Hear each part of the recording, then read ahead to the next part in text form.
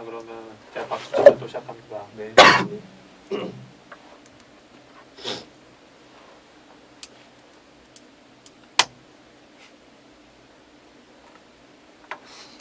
네, 여러분은 지금 문화 팟캐스트 문맹과 함께하고 계십니다. 자, 이번 2부에서는요, 저희가 1부에서 굉장히 열띠게 뭔가 이 시국에 대한 이야기와 이 민중에 대한 이야기를 좀 나눠봤었는데 2부에서는 아까 이름이 나왔었던 함석헌 선생님 이야기를 좀 해보면 좋을 것 같습니다, 선생님. 이 함석헌 선생님이 어떤 분이신지 그걸 먼저 저희가 좀 알았으면 좋겠는데. 사실은 저는 그 함석헌 선생님을 제가 뭐 공부를 하려고 그랬던 건 아닌데 학회나 이런 이제 활동을 어쩌다 이제 나가다 보니까 이제 나가게 됐고 또 글을 좀 써봐라 뭐 또 발표를 해봐라 하다 보니까 함석헌 선생님에 대해서 그 관심을 갖게 된 거예요. 근데 먼저 이 말씀을 좀 드리자면 함석헌 선생님의 글을 읽어보면 뵙지는 못했어요. 근데 이 글을 읽어보면 이분이 그 한국의 대표적인 어떤 그 현대 사상가 또는 현대 철학자라고도 볼 수 있는데 이분이 글을 투박하게 써요. 그리고 비약도 심하고 네. 그런데 가슴을 뛰게 만드는 게 있습니다. 심장이 뛰어요. 어떤 부분에서 말씀이시죠? 그러니까 글을 읽으면 왜 그렇잖아요. 그냥 밋밋한 게 있고 뭔가 행동으로 나아가도록 만들지 않고 사유로만 그치게 만드는 사람이 있는데 함석헌 선생님은 뭔가 행동을 해야 될 것 같은 그런 그 강제성이 그 마치 대타저처럼 저를 계속해서 뭘 푸시하는 게 느껴진다는 거예요. 그런 매력감이 좀 있었고요. 그런 이제 함석헌 선생님의 그 이력을 간단하게 좀 말씀드리면 이분이 1970년대와 80년대를 이제 활동하신 분이죠. 이게 여러분들 잘 알다시피 70년대, 80년대 독재 정권이 한참 그 기승을 부리고 있었던 시기였었어요. 네. 그때 CR의 소리라고 하는 잡지를 창간하게 됩니다. CR의 소리요? CR의 소리. 지금은 뭐 간간히 나오고 계속 그 있습니다만 그 CR의 소리를 통해서 또 목소리를 내고 독재 정권에 이제 그 항거하게 되죠. 그러면서 아까 제가 말씀드린 것처럼 물론 일각에서 그 함석헌 선생님을 추종하는 무리들이랑 연구하는 무리들 쪽에서는 함석헌 선생님을 아나키스트로 분류하지는 않습니다. 그걸 좀 불편하게 생각을 해요. 그런데 제가 볼 땐 아나키스트적인 성격이 굉장히 강해요. 이건 위험한 발언 아닌가요? 학회에서 퇴출당하시는 거 아니에요? 저는 상관없습니다. 학회조차도 아웃사이더이기 때문에 거기서도 역시 저는 아나키스트입니다. 네. 이건 전혀 뭐 생각할 적인 아니고 고려의 대상도 아니고. 그리고 이분이 1980년대에 접어들면서 평화라든가 생명이라는 키워드를 통해서 이제 문명의 새로운 패러다임을 계속해서 얘기를 하죠. 이분이. 그리고 그 노벨 평화상 후보에까지도 올랐던 분이에요. 그것도 두 차례나 정말요? 후보로 올랐다고 그렇죠. 그러니까 제가 볼 때 이분이 이중적인 어떤 그런 면에 있어서 매력을 가지고 있는데 하나는 보통 이론가 같은 경우에는 실천이 미약할 수도 있는데 그렇죠. 그 두 개가 다 병행되는 거예요. 그래서 저는 이분을 칭하기를 실천 철학자라고 저는 얘기를 합니다. 그래서 이론도 이 CR 철학을 얘기를 했지만 동시에 그 CR이라고 하는 소위 민중이라는 존재가 어떻게 행동하고 살아야 되겠는가라고 하는 걸 몸소 보여준 거 아니야. 그게 이제 독재 정권에 대한 항거죠. 비폭력적인 저항. 이런 구도로 또 그런 삶으로 이분이 살았기 때문에 현대의 이제 그 이런 시적절한 시기에 그분이 재조명 받는 거고 함석헌을 다시 한번 우리가 불러내야 되지 않느냐. 아니면 우리가 스스로 또 함석헌이라고 하는 제2의 함석헌, 제3의 함석헌 뭐 이런 존재로서 살아가야 되지 않느냐 그런 이제 생각이 듭니다. 그러면 선생님, 이 함석헌 선생님이 주장하시는 이 CR이 어떤 걸 말하는지 저희가 좀 먼저 알아야 될 것 같거든요. 그냥 우리가 이제 국어적으로 보면 CR 그리면은 그 뭐 하나의 그 나무가 자라서 열매를 맺고 하는 어떤 그런 존재라고 볼 수 있죠. 근데 CR 중에서 R이 더 중요한데 R가 이응의 R와 그다음에 아래 R가 있습니다. 아래 한글. 아래 한글 때 저는 어렸을 때 훈글이라 알거든요. 그다음에 이제 뒤에 받침이 이제 리을이 따라붙게 되는 거죠. 이응은 하늘을 나타내는 거고 이 아래 아는 사람을 나타내는 거고. 그다음에 리을은 운동의 성격을 갖고 있는 겁니다. 그럼 예. 하늘 아래 사람들의 운동 뭐 이런 건가요? 그런 이제 종합적인 어떤 운동의 성격을 갖고 있는. 어. 예, 그러니까 CR이 스스로 자각해서 움직이고 살아가는 생성 철학적인 얘기를 하고 있는 거죠. 어떻게 보면. 예. 그러니까 뭐 민중, 민초 뭐 이런 걸로 그렇죠. 이야기할 수 예, 있는. 또 통상 이제 CR 뭐 이렇게 얘기하면은 잘 못 알아들으니까 그것을 이제 그 하나의 민중이라고 하는 그런 개념. 근데 소위 또 민중이라는 개념도 잘못 사용하면은 또 왜곡되는 어떤 그런 면들이 있잖아요. 아 그렇죠. 독재 정권 시절에 민중이라는 말 사용해가지고 또 고초를 겪은 분도 있고 그렇기 때문에. 인민은 어떤가요? 인민은 뭐 과격할 수도 있죠. 우리 수령 인민 여러분. 네. 민중이 좀 더 순화된 개념이라고 볼 수 있겠어요. people 영어로 쓰면은. 그럼 지금의 이 복잡한 현 시국에서 가장 뭔가 필요한 정신이 아닐까 그런 생각도 드는데. 그렇죠. 예. 그 함선 선생님은 아까 제가 처음에도 말씀드렸습니다만 민중 스스로 어떤 누구에 의해서 계몽되거나 계도받거나 가르침을 받는 것이 아니라 민중 스스로 자기 정신을 가지고 자기 스스로 깨어나서 운동하는 자기 계몽적인 어떤 그런 성격이 굉장히 강해요. 이런 말씀을 하시더라고요. 뭐 나라를 일으켜 세우는 것은 이 CR의 운동밖에 없다. 그렇죠. 이런 말씀을 예, 하셨는데. 맞습니다. 그럼 이 CR의 운동, 뭐 CR로 살아간다는 게 어떤 것일지가 좀 궁금하거든요. 개별적 존재로서 뭐 어떤 자유로운 정신을 가지고 혼자 산다, 뭐 이렇게 독단적으로 산다라는 것보다 그 운동의 성격은 더불어 살기, 같이 살기가 있어요. 아까 그래서 제가 말씀드린 그 아나키즘에 있어서 상호부조론하고 맞닿아 있는 부분이 바로 그런 거예요.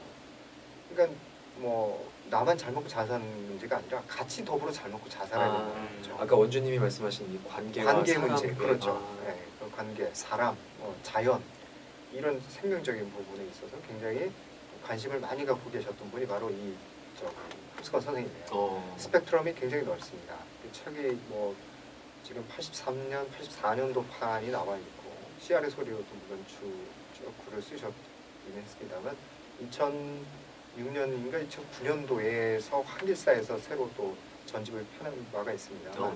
지금은 그게 지금 나오진 않고 있죠.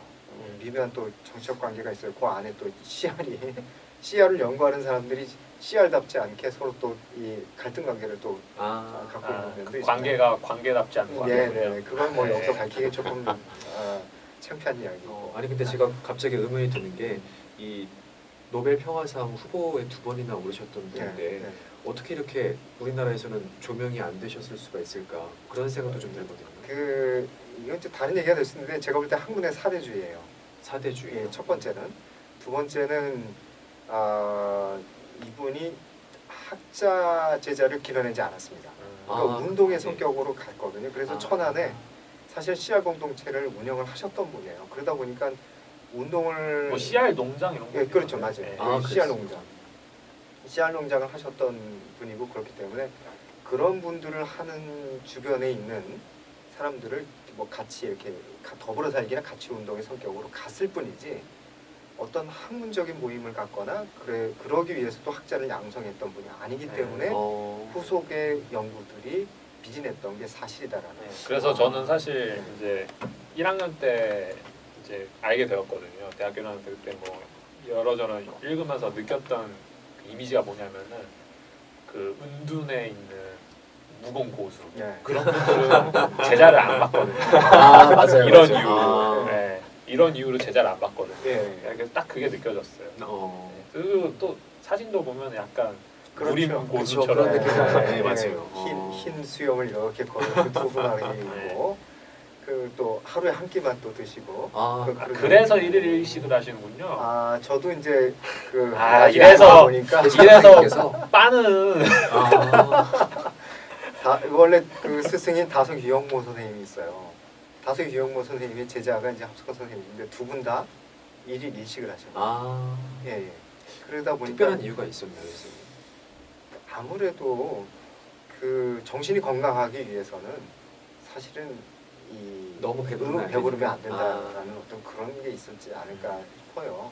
근데 이제 저도 경험을 해보니까 몸이 가벼우면 정신이 맑아져요. 아, 맞아요. 저도 요즘 어, 일을 하고 테크닉도- 있어서 아, 맞아요. 그러세요? 네, 예. 아. 그런 이유는 아니었지만 예, 예, 예. 근데 좀 정신이 수용님도- 가벼워진 게 아, 느껴져요. 수용님도 그렇지. 근데 저는 저런 숭고한 생각이 아니라 한 끼 많이 먹는 거라서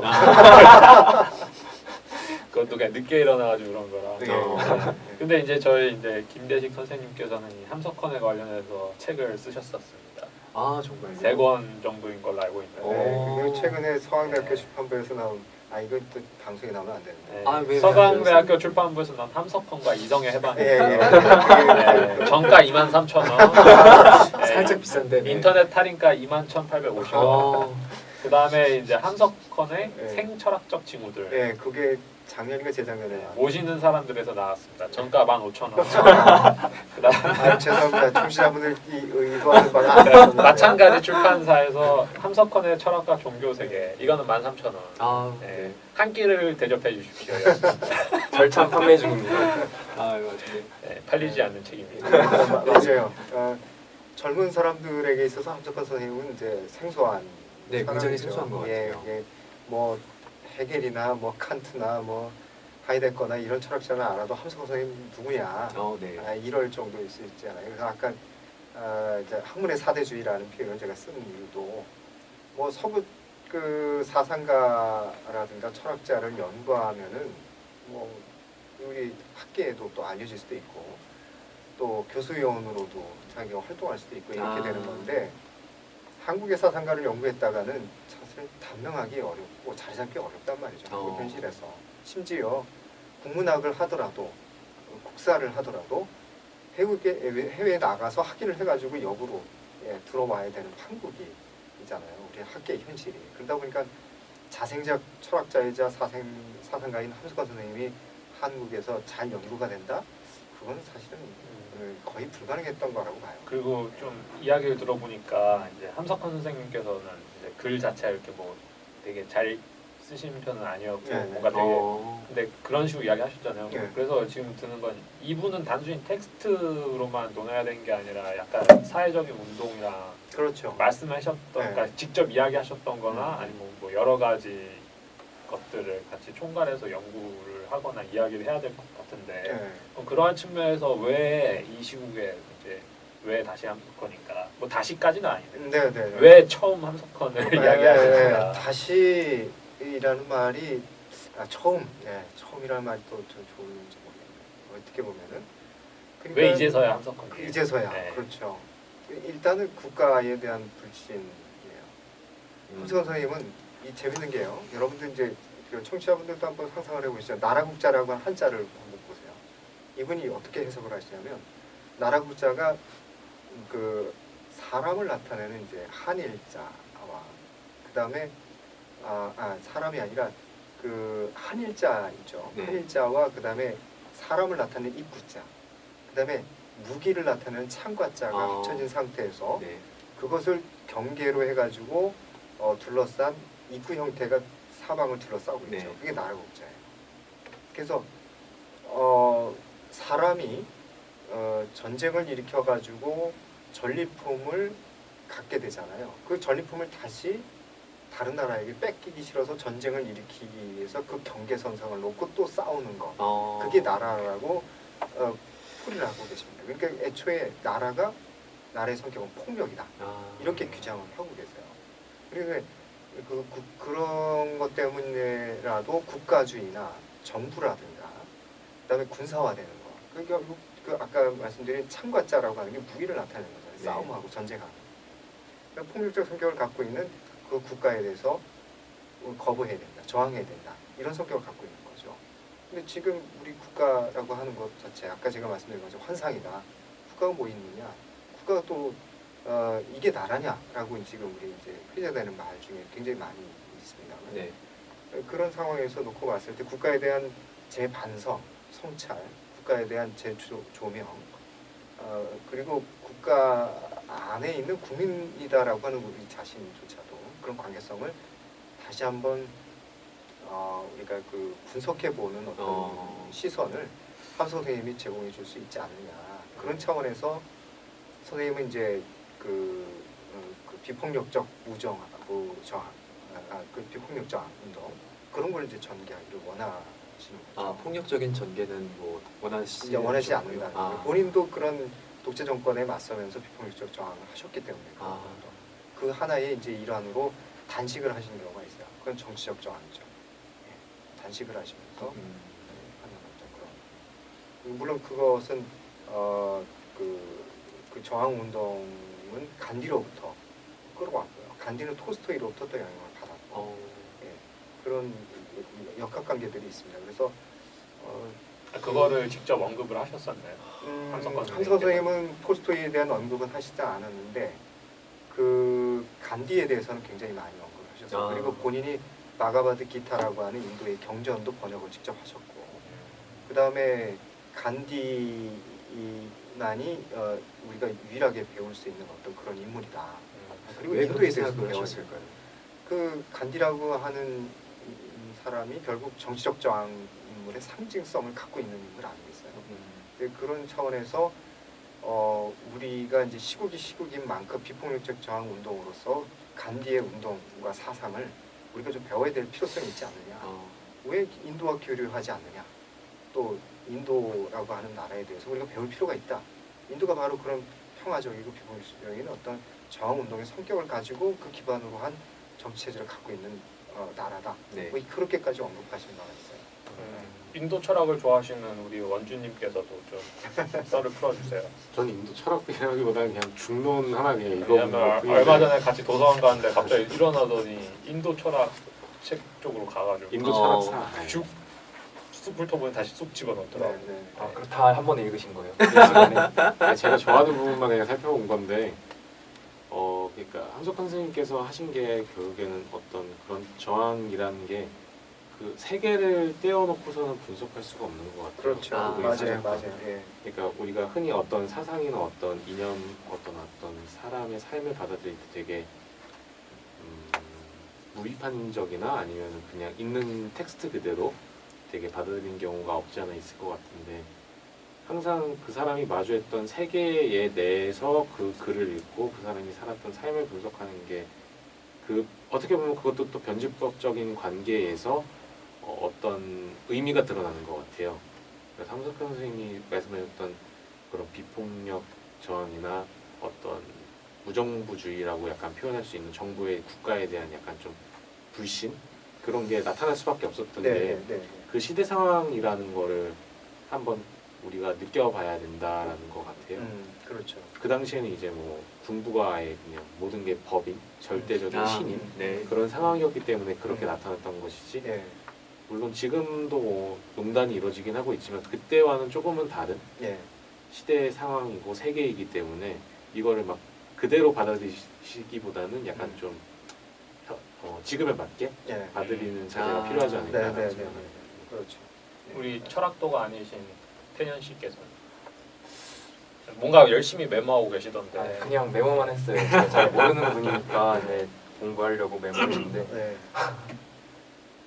뭐 맞는 것 같아요. 그런 세계가 있기 때문에 말씀하셨던 것처럼 그런 거를 지금 현대 세계 사는 상황에서는 또 다르게 바라봐야 되는 게 맞는 것 같다고 생각합니다. 그러면 이걸 받아가지고 다시 질문을 드려보고 싶은 게, 그러면 그 80년대 그 7, 80년대 그 싸우셨던 함석헌 선생님의 사상을 지금 우리 현 시점의 문제와 결부시켰을 때 좀 어떤 식으로 좀 어떤 다른 시각 아니면 뭐 어떤 스탠스에서 좀 봐야 되는지. 네네. 예. 그 다른 시각이라기보다 저는 이게 뭐 거의 정권이 동일한 정권이라고 봐야 되지 않을까요? 연속성상이 있다라고 볼 수 있는 건데 그 운동의 성격이 전혀 저는 다르지 않다고 봐요. 그러니까 폭력저항 운동으로서 그 함석헌 선생님이 가지고 있었던 것 중에 하나가 이제 종교성이라고도 볼 수 있는 건데 그 종교성이 뭐냐면 그 퀘이커 교도가 갖고 있었던 종교성으로부터 출발을 해요. 이제 그게 저는 굉장히 의미심장하다고 보는데 퀘이크 교도요. 퀘이커. 이게 그 소위 성령이 이제 위에서부터 아래로 내려와서 각자 사람에게 오면은 불을 떠게 되는 거죠. 신들린 거. 예. 그냥 뭐 신들린다기보다 영이 임재하는 거죠. 현재화하는 거예요. 신의 기운이. 많이 만매고. 뭐 그렇게 해석할 수도 있겠죠. 그런데 케이커 교도는 원래 조직이 없습니다. 무조직이에요. 그러니까 성직자 그룹이 있는 게 아니에요. 그러니까 모두가 똑같은 수평적인 그런 조직을 가지고 있으면서 누군가가 영이 임하면 그때 누군가 기도하고 누가 그때 말씀을 전하고 이렇게 하는 성격을 갖고 있는 거죠. 그리고 굉장히 재미있는 게 만장일치 제도를 가지고 있습니다. 그러니까 회의를 하다가 누군가가 한 사람이 반론을 제기한다 또는 반대 의견을 가지고 있다 그러면 흩어집니다. 잠시 우리가 흩어져서 기도해보고 다시 생각을 모아서 다시 그 회의를 진행을 해봅시다. 그리고 또 반론이 나오거나 다른 의견이 나오면 다시 또 흩어지고 기도하고 다시 모이고 이런 식으로 시간이 굉장히 필요한 거죠.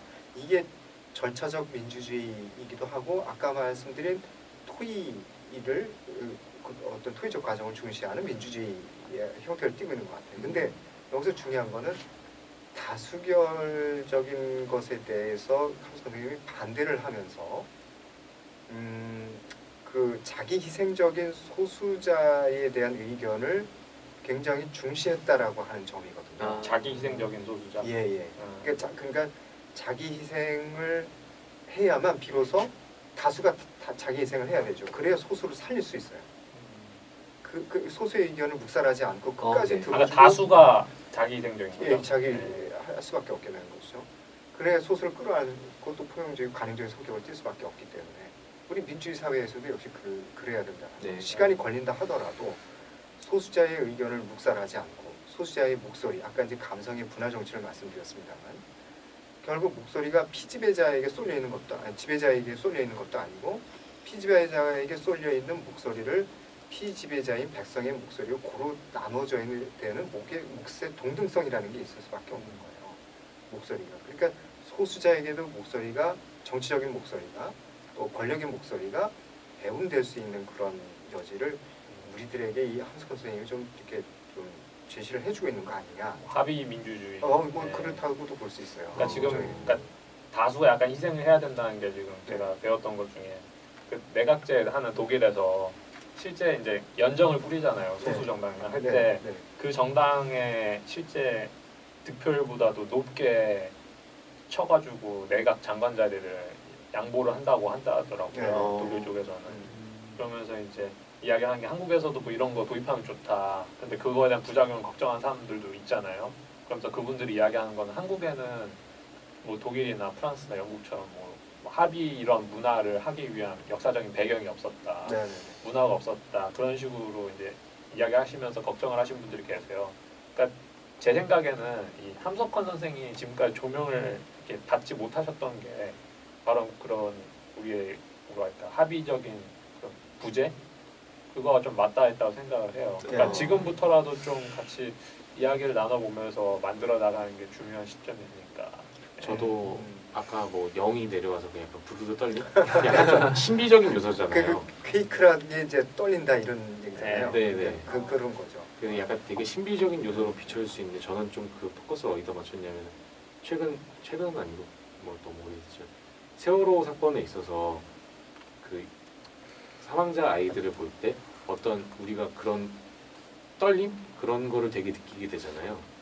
그런 거에 있어서의 그런 걸 말씀하시는 거 아닐까라고 생각을 해요. 약간 분노 말씀이신가요? 아니요. 그런 분노가 아니라 어떤 같은 인간으로서 보편적으로 가질 수밖에 없는 그런 감정, 느낌, 순간적인 그런 그런 거를 그런 식으로 이제 신비롭게 약간 신앙적으로 종교적으로 해석하신 거 아닐까라고 생각을 해요. 공감적 감정, 공감성. 그걸 이제 뭐 과학적으로 설명할 수 없으니까 종교적인 힘을 빌려서 설명하신 것 같은데 저는 좀 약간 다르게 우리가 어떤 인간으로서 이렇게 살아가다 보면은 되게 죽음이란 거를 어떻게 보면은 간접적으로나마 느끼고 살아가게 되잖아요. 그리고 이제 어떤 망자를 보게 되거나 어떤 불의의 사고로 돌아가신 분을 보게 되면 이제 어떤 그런 느낌을 받게 된단 말이에요. 그런 거에 있어서 어떤 인간의 보편성이라는 게 약간 드러나지 않나 그런 걸 좀 거기에 초점을 맞추고 이제 우리가 어떤 정책이나 어떤 국가를 건설하는 데 있어서 그런 부분에 있어서 우리가 포커스를 맞춰야 된다라고 생각을 해요. 세월호 사건도 마찬가지였잖아요. 어떻게 뭐 사건이 다 진상조사가 되진 않았지만 어쨌거나 안전에 대한 인간 생명에 대한 굉장한 경시가 있었기 때문에 네네. 그런 사건이 발생된 거잖아요. 그렇죠. 아. 그렇죠. 그런 점에서 이제 포커스를 맞추자면은 음. 그런 느낌이 차단된 상태가 우리 현재 한국의 현실인 것 같아요. 개인적으로는 그거를 그 느낌적인 느낌 그거를 좀 더 많이 공감을 얻게 하고 좀 사회 전체로 좀 퍼져나가게 하기 위해서는 결국은 좀 어떻게 생각하실지 모르겠지만 언어 개념화를 좀 시켜야 되지 않을까. 그렇죠. 네, 맞습니다. 그게 좀 중요하다고 생각을 해요. 네. 물론 이제 그 언어를 어떤 방향으로 재련하느냐에 따라서 또 그게 달라지겠지만 그건 네. 굉장히 네. 철학적인 네, 문제인 거죠. 그걸 굉장히 네. 철학적으로 좀 사유할 필요가 있다고 생각을 하고 또 저는 심리학도가 좀 연구를 해야죠. 네네. 같이. 네, 맞아요. 근데 수영이 그 언어 개념화가 네. 어떤 걸 말하는지 좀 말씀해 주시죠. 그러니까 이제 제가 다른 장르로 좀 비유를 할게요. 예를 들어서 축구할 때 야 좀 받을 곳에 받아라. 패스하기 좋은 곳에 좀 가라 이러잖아요.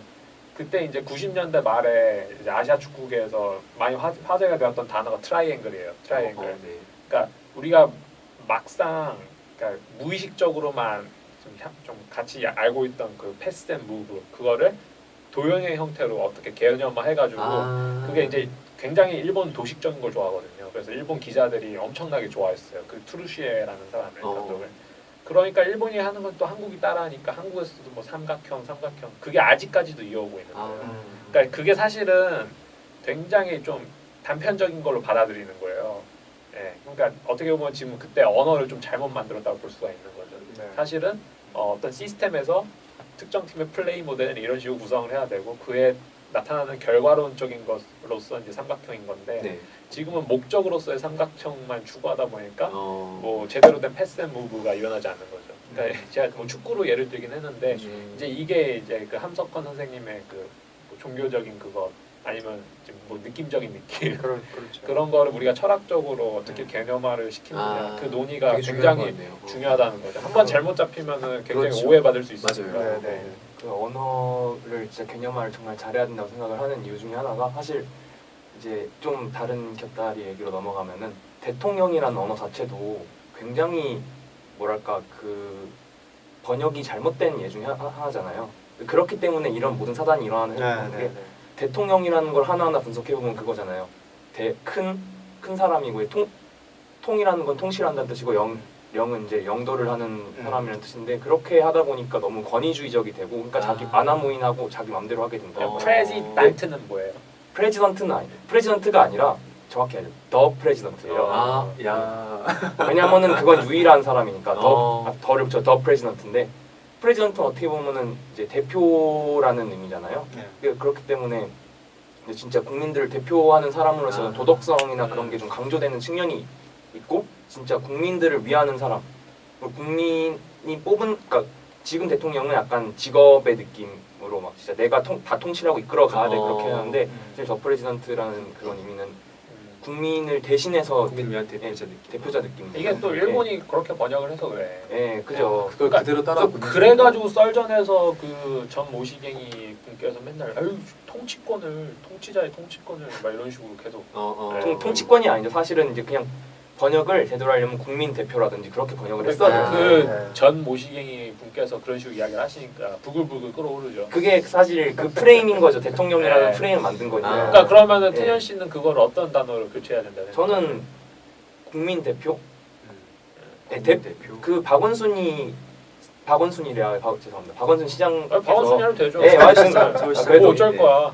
그래도 좀 건의가 있는가? 박원순 시장이 그런 얘기를 했더라고요. 대통령이란 단어는 옳지 않다. 그래서 대표 국민이나 국민 대표를 해야 된다. 그런데 전 대표 국민은 또 안 된다 봐요. 왜냐면은 대표 국민은 또 그 사람에게 어떤 대표 국민이라는 타이틀을 지어주는 거잖아요. 뭔가 또 대표가 앞에 있어. 대표는 버르장머리가 없어. 그러니까 그 좀 특별한 사람이라는 걸 강조하는 측면이라면 국민 대표는 이제 국민들의 대표. 국민이 앞에 있으니까. 굉장히 미묘한 차이. 미묘한 차이가 국민 이제 그런 함석헌 선생님 말씀을 이렇게 그 이름이 얼마나 중요한데요. 최근에 정의당도 또 당명 개정한다고 해서 난리 났었어요. 네, 맞아요.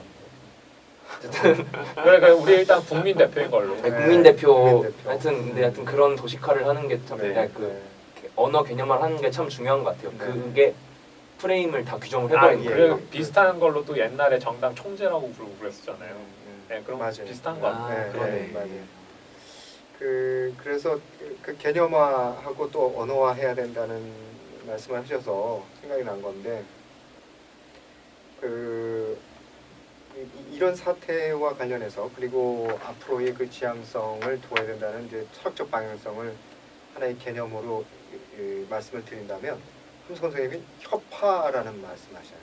그래서 저는 협화? 협화. 협동할 때 협. 왕도에게서 나온 그다음에 단어다. 일치 또는 화합, 네. 화합한다라고 할 때 그 이제 화자를 쓰는데 그래서 저는 그걸 협화주의라고 얘기를 하거든요. 이제 그것을 철학화시키면 어떻겠느냐? 그걸 저는 이제 아나키즘으로 저는 이제 끌고 가는데 결국 그게 상호부조론이에요.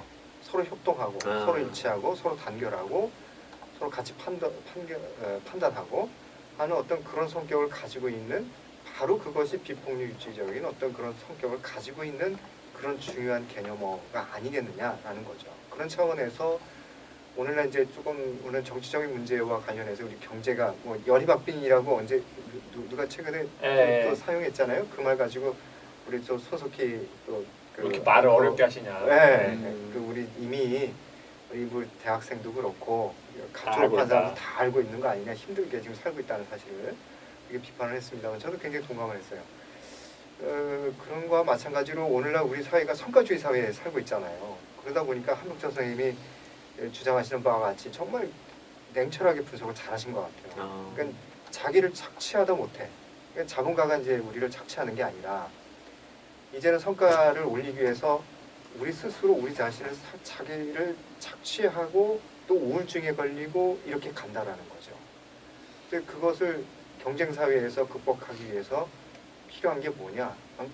남 죽이고 나만 살겠다라고 하는 그런 게 아니라 남도 살고 나도 살고 그런 협화주의적인 어떤 철학, 협화주의적인 어떤 그런 삶의 어떤 관계성 이렇게 끌고 가야 되지 않겠는가 그런 생각을 좀 해보게 돼요. 네. 그래서 또 어떤 책을 또 쓰고 계신가요? 내후년으로 이제 약속을 하고 있습니다만 내후년쯤에 함석헌의 평화사상 지금 생각하고 있고 내년쯤에는 함석헌의 그 종교 간 평화론 뭐 이런 식으로 좀 생각을 해보려고 해요. 저도 점차 뭐 평화 쪽으로 구도를 자꾸 갖게 되는지는 잘 모르겠습니다만 네. 그럼에도 불구하고 제 여전히 그 속에서는 아나키즘이라고 하는 아나키스트는 화두가 될 것 같아요. 삶에 있어서도. 아까 뭐 박수영 씨는 제가 아나키스트라고 이렇게 말씀하셨습니다만 심정적으로 거기에 가깝고 그렇지 완전히 삶으로는 그렇게 표현해내고 있지 못합니다. 가능한 한 삶으로 어떻게 표현해낼 것인가라고 하는 걸 조금씩 고민을 하는 거죠. 아까 함수건 선생님이 하시던 방식처럼 일일 일식을 한다거나 어떤 기계 문명을 가능한 한 좀 줄여본다거나 네. 그 의존도를 줄인다거나 이런 식의 방식을 취하는 것뿐입니다. 선생님 그 협화주의 말씀을 하셨는데 네네. 이 지금의 이 사태와 관련된 사람들 그리고 정말 뭐 있는 자들 이런 사람들하고 저희가 협화주의를 뭔가 발동시켜야 하는 건지 네. 좀 궁금하거든요. 저는 개인적으로. 대상이 어떤? 그러니까 뭐 예를 들어 뭐 최순실 이나 뭐 박근혜 대통령 네. 이 사태를 방관한 모든 관계 없다고 사람들. 하는 네. 김무성 이하 네. 의 사람들 네. 그런 사람들하고도 뭐 협파를 검찰과 해야 됩니까? 협파를 뭐 해야 언론사 되는- 대기업들 네네. 다 마찬가지일 텐데 네. 이 화합의 정신을 저희가 발휘해야 되는 것인지 부들부들한데요.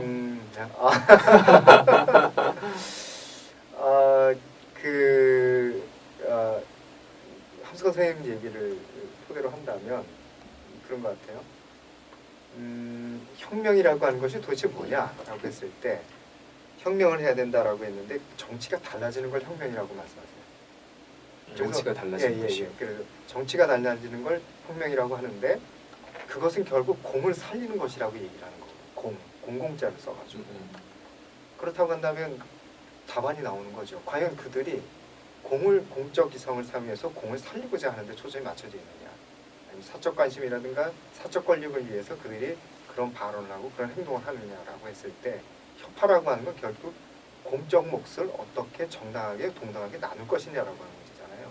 그렇다고 한다면 협파주의에 있어서 협파자상의 범주는 공적 이성과 공적 권력을 어떻게 동등한 몫으로 나누겠느냐라고 하는 데에 그 바운더리가 쳐져야 된다고 저는 생각합니다. 네. 거기에 좀 우리가 초점을 맞춰야 될 것 같아요. 나눈다는 의미는 뭔가 조금 더 지금의 안 좋은 그런 현실보다는 네. 조금 더 그렇죠. 그러니까 정치적 국민들과 목소리, 소통할 수 있는 그렇죠. 그런 정치적 목소리, 아까 이제 감성 분할의 정치 자크 당시에도 이 말씀을 드렸습니다만 네. 그 목소리를 어떻게 동등성으로 가져갈 거냐, 나눌 것이냐라고 하는 거죠. 알겠습니다. 우리 원주님 마지막으로 뭐 한 말씀 하고 싶은 말씀 있으실까요? 뭐 언제나 뭐 아까 말씀드렸던 것처럼 뭐 반복이라고 생각이 되는데 그 부가 지금은 굉장히 편중돼 있는 사회이고 어떻게 보면 자본주의와 민주주의라는 게 모순적인 관계이기도 하고 되게 양립하기 힘든 관계인데 지금 그런 시대에 살고 있는 우리가 마주하게 되는 그런 모순이 되게 곳곳에서 드러나는 것 같아요. 그러니까 부랑 이런 권력은 되게 한 곳에 집중돼 있는데 어떤 민주주의라는 마치 이상향과 같은 것을 제도적으로 약간 대의민주주의로 도입을 하면서 마치 약간은 뭐 탈취가 될 수 있는 듯한 그런 걸 말하고 있는데 제가 보기에는 일단 민주주의 자체가 그 구조를 더 먼저 이루고 있는 이상 민주주의, 자본주의 속의 민주주의는 되게 이루어지기 힘들다라고 생각을 해요. 네. 경제적인 평등도 어느 정도 분명히 이루어져야지 좀 더 나은 민주주의가 될 수 있다라고 생각을 하고 그런 점에 있어서 CR 그 함석헌 선생님이 말씀하신 그런 CR이 단순히 정치적인 것뿐만 아니라 경제적인 거에 있어서도 약간 말을 할 수 있는 게 아닐까라고 생각을 합니다. 알겠습니다. 네. 태녀님도 말씀해 주시죠. 저는 뭐 이제 뭐 사실 국가랑 정치 제도는 다 별개의 것이잖아요.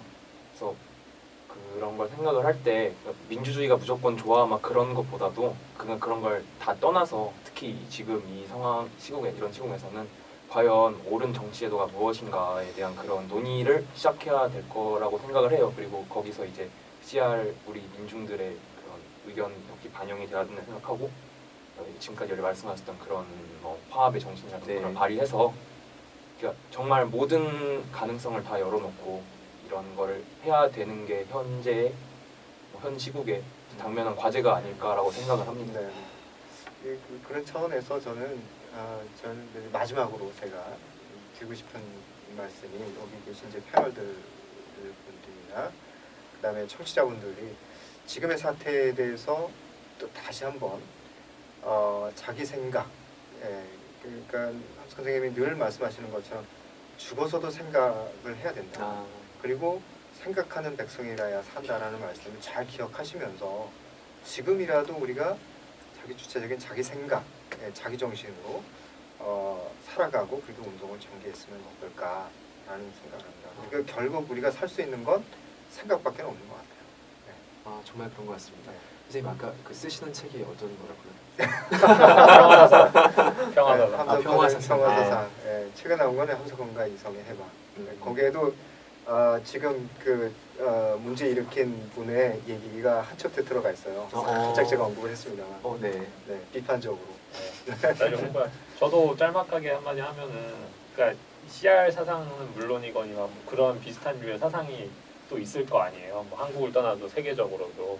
근데 이제 그런 거를 또 우리가 어떤 식으로 뭐 활용, 재련, 이야기하느냐에 있어서 또 좀 조심을 해야 될 것 같아요. 그렇죠. 그러니까 당장 CR 이야기 나오면 우리 이제 민중들이 각기 뭐 이런 식으로 또 이해할 수 있잖아요. 그러다 보면은 이게 우리가 요즘 이야기하는 신자유주의나 또 시민사회 이렇게 이야기하는 그런 스탠스랑 또 어떻게 또 맞물려 갈 수가 있거든요. 네. 그런 식으로 국가나 이런 걸 떠나서 이제 시민들이 스스로 조직을 해서 그런 식으로 정치를 하자. 이런 식으로 이야기 나오는 거 좋죠. 좋은데 그렇게 하다 보면 결국 자연 상태에 놓여진 우리들은 더 강한 대자본이나 이런 분들한테 잡아먹힌단 말이에요. 네. 그러니까 그런 걸 경계해 나가면서 우리들의 CR들의 의견을 어떤 식으로 하면은 이 정치에 반영을 할 수 있을까? 그거를 좀 더 열심히 생각을 해보면서 정당 문화를 좀 개선해 나가야 된다는 게 저의 나름의 답이긴 한데. 정당 문화. 네, 정당 그리고 그를 위해서 이제 여러 가지 제도적인 개편이 필요하다. 네, 그런 생각을 하게 됩니다. 저는 개인적으로 그래서 더 이 생각이 필요한 것 같다는 생각이 들고 이 선생님의 말씀 중에 죽어서도 생각을 해야 된다. 네, 그런 그런 말씀이 지금 저희 이 어려운 시국에서 가장 필요한 정신이 아닐까. 그리고 저희 문맹 청취자들께도 가장 필요한 정신이 아닐까. 네, 그런 생각을 해봅니다. 네, 문맹 여기서 마무리하도록 하고요. 여러분들에게 오늘도 그리고 내일도 희망이 함께하길 바랍니다. 지금까지 저희는 문화 팟캐스트 문맹이었습니다. 감사합니다. 감사합니다. 수고 많으셨습니다. 수고하셨습니다. 네. 선생님 또 공연을 또 아주 좋은 얘기들을 많이. 그냥 정규로 하라고. 정규 패널 하시라고. 아 정기 패널. 정말 좋을 것 같아요. 아 진짜 좋은 네. 것 같아요. 네. 아니 근데 그 좋네. 정기 패널을 하려면 화요일 날 녹음을 해야 되는 거 아닌가? 화요일이요. 주말 해도 돼요. 아니 주말은 내가 시간이 안 되고 아, 딱 좋은 시간은 사실 수요일이야. 수요일, 그럼 저희가 수요일로 맞춰야죠. 수요일로 하면 해야죠. 수요일. 아니면 저희가 격주에 녹음하니까 격주로. 그러니까 격주 화요일 날. 2번 중에 한 번 나오네. 격주 화요일 날. 아니 수요일로 하셔도 상관없어요. 그러니까 한 달에 2번 녹음하니까 한 달에 중에 한 번만 한 달에 한 번만 나오시면 한 달에 한 번. 네. 그래. 한 달에 한 번 아, 수요일. 그렇죠. 한 달에 한 번 수요일. 네. 그래요. 섭외 완료. 아 근데 내가 애프터 레코드는 이런 류가 아니라 좀 자연스럽게 재밌는 걸로 해야 되는데 섭외 자연스럽잖아 왜? 사실은 지금 녹화 정지 버튼 안 눌렀거든요. 아. 섭외 완료했습니다. 네. 아. 그리고 태현 씨는 떠나잖아 스페인. 그죠. 왜요? 아 저희 스페인 여행 가요 여행. 아 여행을 가요? 네, 여행을 아니 해서 여행 갔다 오면서 새로운 저기 스페인 정치, 스페인 좋네. 지금 스페인이 아나키즘. 무조건 지금 아니 지금 이제 아직 했어? 합의했어. 했어? 그 저기 뭐지 그 아까 얘기했던 그 저자가 스페인 네. 사람이었던 거야 아마 그 네 맞아요. 그래서 한번 읽어보려고 네, 오늘 한번 그런- 읽어봐야죠. 아니 그게 하여튼 저는 굉장히 감동적이었어요. 책이. 아 그래서 제가 저 사람한테 스페인 여행 가서 5분씩 그날 여행 보고 레포트를 나한테 전송해라. 네. 그걸 문맥에다 올리겠다 네. 했거든요. 나랑 녹화하고 있는데